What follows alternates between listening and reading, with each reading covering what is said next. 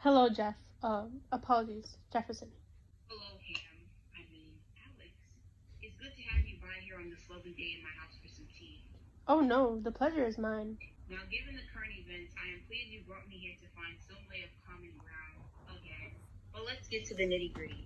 First and foremost, I think we should give popular rule to the people. Your taxes are way too much for them. They barely can make a living, and you now take more money than they cannot afford with your outrageous whiskey tax? Look, I will stick by how I feel. Every time we ask them to pay taxes, they are always upset. Well, that's because they can barely pay it.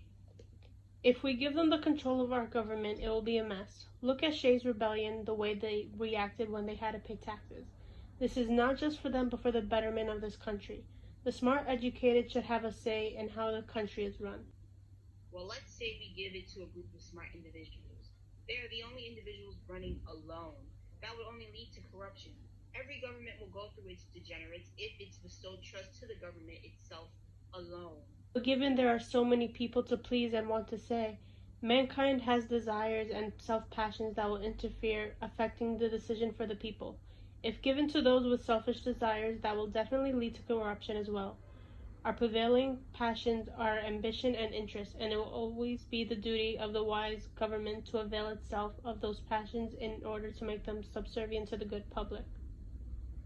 I have good faith in mankind. In fact, I trust them enough to let errors happen.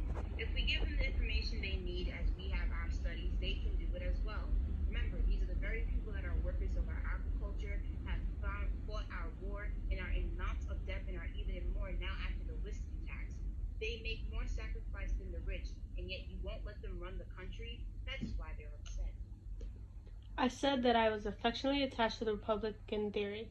I add that I have strong hopes of the success of that theory, but in candor, I ought to also add, I am far from being without doubts. I consider success as yet a problem. I guess we must agree to disagree.